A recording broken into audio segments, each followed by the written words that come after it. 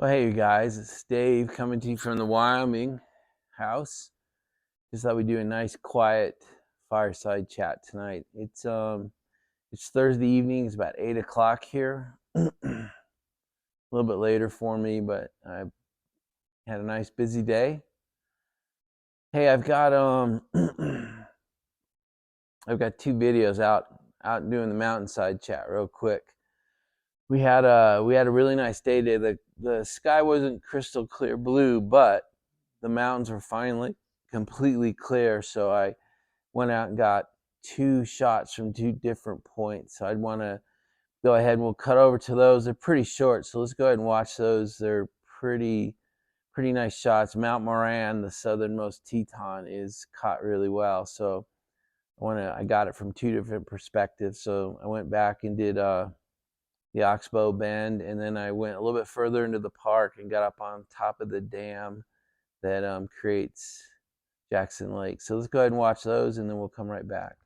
All right, guys, I came back to the Oxbow Bend because it's the mountains are actually clear today. So I wanted to show you what Mount Moran actually looked like. It's pretty unique with that kind of flat top and that giant crack right down the middle. So there's Mount Moran for you, and the Oxbow Bend of the Snake River,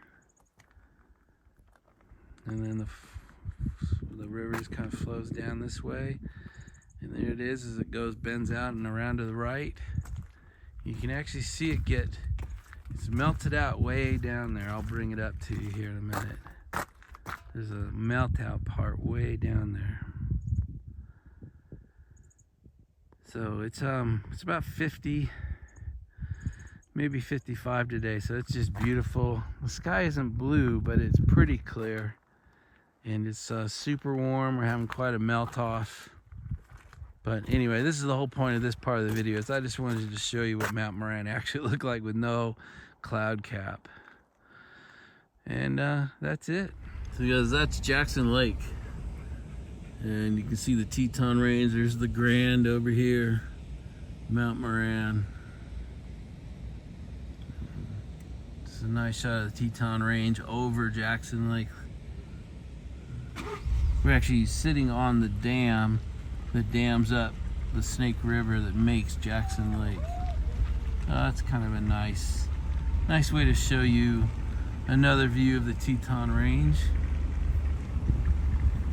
There's boating and stuff that goes on out here in the summertime. So another thing kind of exciting today is that giant humidor I bought. I bought it in June, and it got delivered my last day here in the middle of November. And then I had it placed in January when I was here. And we finally, the manager and a couple friends came up from the cigar lounge, and I mean, the professionals, so they came up and helped me get it set up. So it needs 24 hours to season. But I've got a nice shot of it. It has a great interior light system, so I want to show that to you as well. So probably a little bit fits into Uncle Willie's definition of showing off, but it's just so nice. I want to show it to you. There's another privilege. It's a privilege to own this thing. So I'm going to stop here. I'm going to show you the humidor, and then we will come back and have a fireside chat. All right, guys, we got the humidor set up finally. So just the internal lighting looks so cool. I just had to show it to you. So we've got it set up.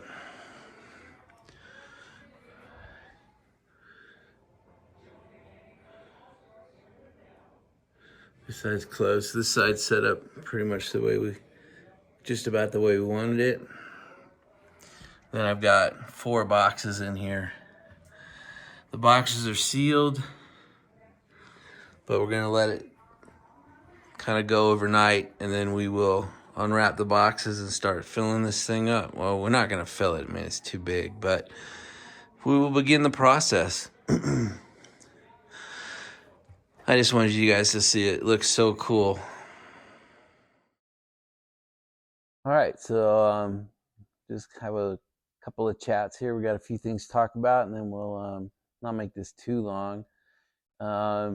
Let's see. Hey, we'll do a badge update. So I'm still waiting. I can't remember if I said this on the last video, but I mailed myself from Maryland a box of probably 50 or 80 badges, but they still haven't arrived. So we'll see. They were coming UPS, and sometimes UPS has trouble getting to this house because of the snow.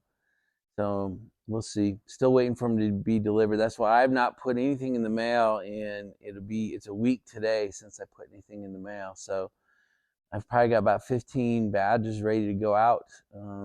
I know you guys have been requesting them, and I will get them out the door, but I got to get them here first. So anyway, I'm still tracking everyone who's asked for one, and it's just a matter of getting them here to Wyoming, and then I will get the job done and get them out to you. So that's kind of status, just waiting for them to arrive. So keep asking. If you want a Team Freedom badge, just let me know, and we'll get it out to you. So I'll give you a crazy horse farm story. So, with all the illegals pouring in over the open border, with all the support of the U.S. government and many state governments and many city governments, I'm trying to run a horse farm with 2 legal Mexicans, and we've been doing it for 7 or 8 years now. And so we're in the process of updating our guys' work visa. We have to do it every year, and we've done it several times. So I know the process, but today is part of that process. You have to have a home inspection. So they come in and they require things like the well has to be tested to make sure the water's not poisoning them. They want one of them to be certified CPR, and they went to home to be inspected by the fire marshal. And then they personally come. Maryland Department of Labor comes and inspects the housing, and the house is fine. We had it completely rebuilt and reconditioned in 2012, 13. But they always find something, and so they didn't like some of the screens on the windows, so they failed us. They fail us every year. It's not a big deal, but they failed us because they didn't feel like the screens were good enough. Yeah, it's just amazing. And then they wanted fire escapes from the upstairs, and we have roll down ladders, that you can hook on the windowsills, and they felt like that wasn't good enough, but they were gonna be kind to us and not fail us because we didn't have a staircase out one of the windows. I mean, it's just amazing to me the the difference in trying to do something illegal. I go down to Texas, or shit, I could probably go to Baltimore and get 2 illegals and have them on my farm tomorrow, or I could do it right, and they just put us through shit like this. So kind of demoralizing. It's just so depressing to see what the United States government's doing. But when you want to do it legally, they drag you through. It takes us a month or 6 weeks to get approved, to then send the guys home to pick up their visas and then get back here. So, it's so frustrating. So anyway, there's a story for you. So you guys, everyone liked the first moose story, so I'll tell you the second moose story, which actually happened probably a year before the other one. So this one I was up in Alaska. It was the 4 months. It was 1988. I was up there November and December of 88, and then January, February, March of 89. And it was only light. From sunrise was about 11 a.m. and sunset was 1 p.m. So over those 2 hours of kind of lunch hour light, I would go run. And there was a nice running trail kind of near the apartments we were in. And so I'd go running every Saturday and Sunday. I'd go running about noon. And on the running trail, there weren't too many people there because it was the dead of winter, but I still needed to get out. And on one of my Saturday runs, I came around the corner and there was a female moose just standing literally across the trail. I mean, and so this is the first moose I'd ever seen in real life. I didn't know anything about them, and she was just standing there real quietly and let me walk right up to her, and I petted her. I petted the moose. Yeah, not shitting you. And then she let me walk around her, and I finished my run, and I got home, and I was like, oh my God, Anne Marie, you're not going to believe what an amazing event just happened. And yeah, she was like, yeah, you're really, you're pretty stupid. You shouldn't go anywhere near those things, much less touch them, you idiot. So, but she still married me. How about that? And then, a year and a half later or so, she witnessed me getting chased by the bull moose. So I was 0 for 2. I was an 0 for on my moose contact, both pretty much with her present. So she stayed married to me, though. I guess she saw something other than the dumb idiot moose dude. So anyway, those are my 2 moose stories. I've got another one that involves my daughter on my shoulders, but that will reserve for tomorrow. So I'm back in that really calm state. I went down to town. My guys came up and helped me set up my humidor. Look at this house. Look at this fire. Look at this fireplace. I'm here with just Ranger. There's no concerns in the world for me. I went down and had a couple sticks, both the Olmecs, and got to see a bunch of my friends. And it was just a great afternoon. Nice drive back home. It's just, I'm calm. Life is good. I'll give you a fast update. I'm still on it. I've finished 6 full days and working on my 7th day now. And I've started adding mineral salts to my water. But I'm still on water and black coffee for 7 straight days pretty much. So that's pretty amazing. The longest one I've ever done up till now is 3. So to be, wake up tomorrow and basically be on my 7th, into my 7th day or halfway through it. So pretty exciting. I don't know if I'll break the fast on Saturday morning or if I'll actually try to get through a 10-day fast. We'll see. But I'm feeling pretty good. I'm sleeping pretty good. And I don't know.